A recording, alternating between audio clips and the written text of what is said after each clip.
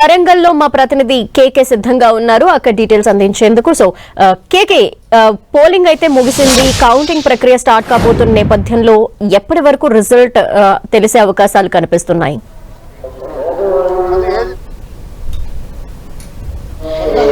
మొత్తంగా కూడా ఉమ్మడి వరంగల్ జిల్లాలో ఉన్నటువంటి 6 జిల్లాల పరిధి లోపల మొత్తం 27 మండలాల లోపల గ్రామ పంచాయతీకి సంబంధించినటువంటి ఎన్నికల ప్రక్రియ అనేటువంటి పూర్తయింది.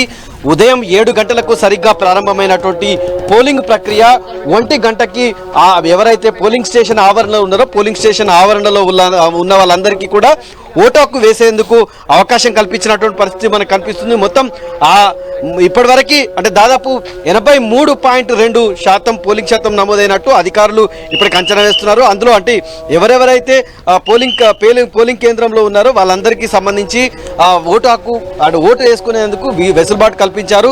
564 గ్రామ పంచాయతీలకు గాను 56 ఇప్పటికీ ఏకగ్రీవం అయితే ఒక గ్రామంలో పోలింగ్ నిలిపివేశారు.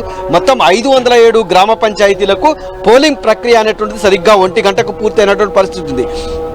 1686 మంది అభ్యర్థులు సర్పంచ్ అభ్యర్థులు తమకు సంబంధించినటువంటి అదృష్టాన్ని పరీక్షించుకుంటున్నారు. 4,937 వార్డులకు గాను 917 ఏకగ్రీవం అయితే 4,020 వార్డులకు ఎన్నికలు జరుగుతున్నాయి. 9,874 మంది అభ్యర్థులు ఇప్పుడు తమ వార్డు సభ్యులుగా తమ అదృష్టాన్ని పరీక్షించుకుంటున్నటువంటి సిచ్యువేషన్ ఉంది. ప్రస్తుతం మనం చూడొచ్చు మొత్తం అంటే పూర్తిగా ఎక్కడికక్కడికి కూడా గేట్లు వేసి ఎవరిని కూడా 1 గంటకు నిర్ణీత సమయం మేరకు గేట్లు వేశారు. ఎవరిని కూడా అనుమతించలేదు.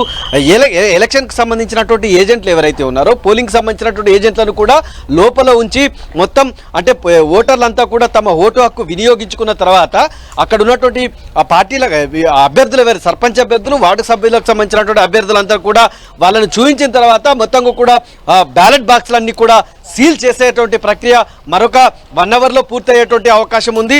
సరిగ్గా 2 గంటలకి మధ్యాహ్నం లంచ్ తర్వాత సరిగ్గా 2 గంటలకు కౌంటింగ్ ప్రక్రియ అనేటువంటిది పూర్తయ్యేటువంటి అవకాశం ఉంది. అంటే బ్యాలెట్ బాక్సుల ద్వారా అంటే బ్యాలెట్ పత్రాల ద్వారా జరిగినటువంటి ఎన్నిక కాబట్టి మొదట వార్డు సభ్యులకు సంబంధించినటువంటి ఏవైతే బ్యాలెట్ పేపర్లు ఉన్నాయో ఆ బ్యాలెట్ పేపర్లన్నింటినీ 25కు 1 చొప్పున మొత్తంగా కూడా బ్యాలెట్ పేపర్లను మొత్తంగా 25కు అన్ని కట్టలు కట్టిన తర్వాత వార్డు సభ్యులకు సంబంధించినటువంటి కౌంటింగ్ ప్రక్రియ ప్రారంభమవుతుంది. ఆ వార్డు సభ్యులకు సంబంధించినటువంటి కౌంటింగ్ ప్రక్రియ పూర్తి అయిన తర్వాత నెక్స్ట్ సర్పంచ్కి సంబంధించినటువంటి కౌంటింగ్ ప్రక్రియ ప్రారంభమవుతుంది. దీనికి సంబంధించి ఇప్పటికే అంటే ఆయా గుర్తులు ఏవైతే ఉన్నాయో కేటాయించినటువంటి గుర్తుల మేరకు కౌంటింగ్ టేబుల్స్ ఏర్పాటు చేశారు. అంటే కౌంటింగ్ సంబంధించినటువంటి ఏర్పాటు చేసినటువంటి సిచ్యువేషన్ మనకు కనిపిస్తుంది. అయితే ఈ కౌంటింగ్ టేబుల్స్ ఏవైతే ఉన్నాయో ఆ టేబుల్స్ మొత్తం ఆయా ఓటర్ల సంఖ్యను బట్టి వార్డుకు సంబంధించినటువంటి సంఖ్యను బట్టి కౌంటింగ్ టేబుల్స్ ఏర్పాటు చేస్తారు. ఈ కౌంటింగ్ టేబుల్స్ మీద అంటే 3 కౌంటింగ్ టేబుల్స్ కావచ్చు 4 కౌంటింగ్ టేబుల్స్ కావచ్చు ఏర్పాటు చేసి అదే మొదటి విడత ఎన్నికలను తీసుకున్నటువంటి కౌంటింగ్ సంబంధించినటువంటి అధికారులు త్వరితగతిన కౌంటింగ్ ప్రక్రియ పూర్తయ్యేందుకు మొత్తంగా కూడా ఆ ఏర్పాట్లు అయితే చేసినటువంటి సిచ్యువేషన్ కనిపిస్తుంది. ఇప్పటివరకు పోలింగ్ ప్రక్రియ అనేటువంటిది దాదాపుగా పూర్తి కావస్తున్నటువంటి సిచ్యువేషన్ ఉంది. మొత్తం 1 గంట వరకు కూడా వీళ్ళందరినీ కూడా అనుమతించారు. 2 గంటలకు సరిగ్గా కౌంటింగ్ ప్రక్రియ ప్రారంభమవుతుంది. Okay, thank you KK.